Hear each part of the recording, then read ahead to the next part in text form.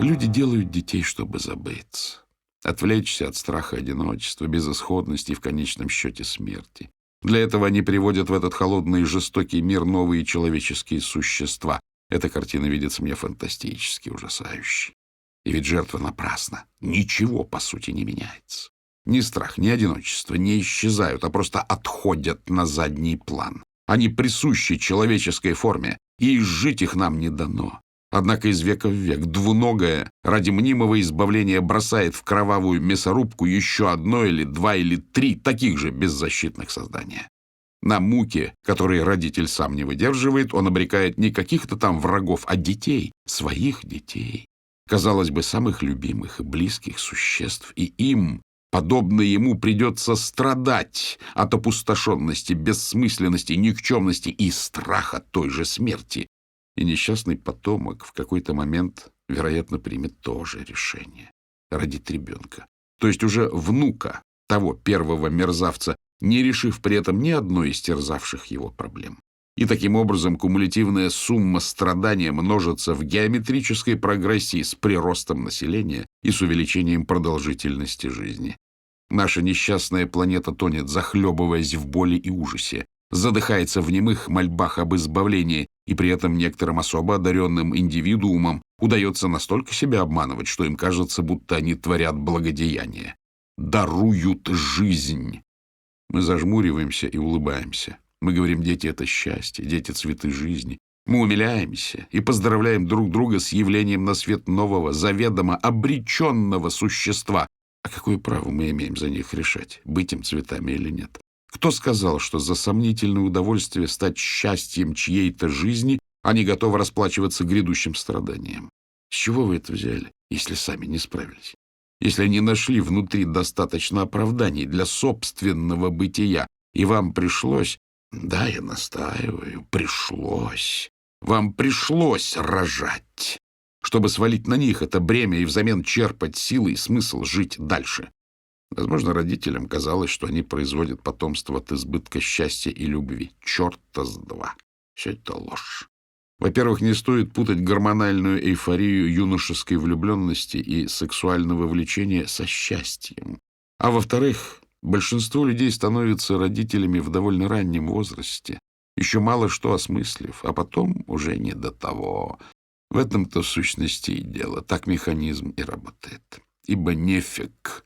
Меньше знаешь, крепче спишь. К чему шевелить мозгами? Айда плодиться. Это не сознательное решение, а животный и стадный инстинкт, слепое следование социальным нормативам.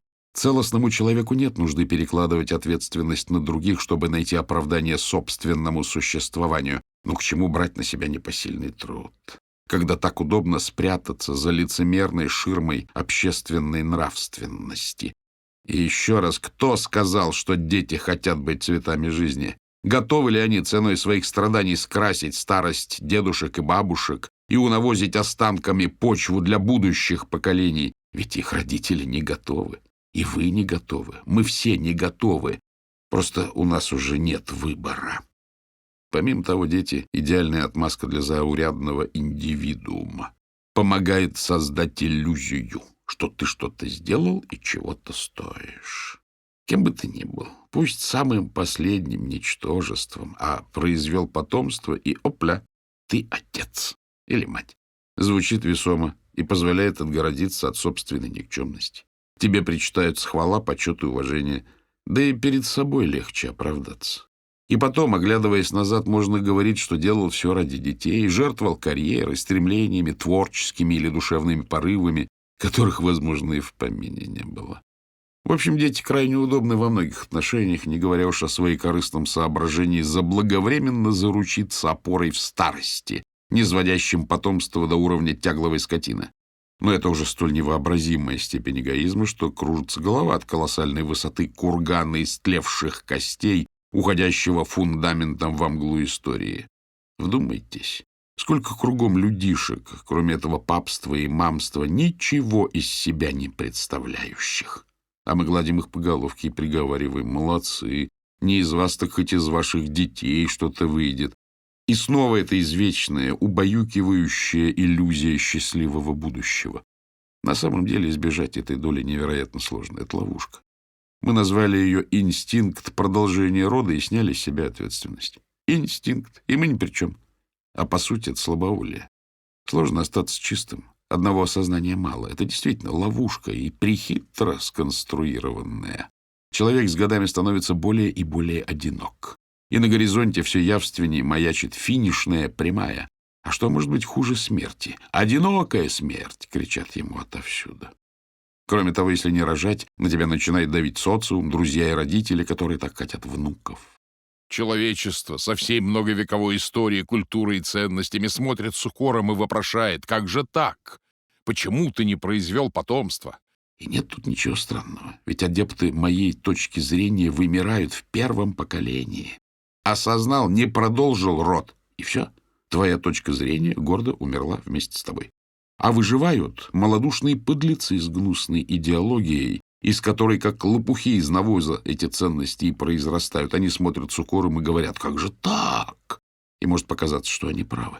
Но на самом деле все неосознанно хотят перемазаться кровью и страданием будущих поколений и забыться, забыться, забыться. Они не просто хотят, им жизненно необходимо, чтобы ты тоже поскорее перемазался кровью и не совал им в рожи оскорбительные обвинения. А дилемма да нельзя проста. Надо выбрать между своим страданием и страданием другого.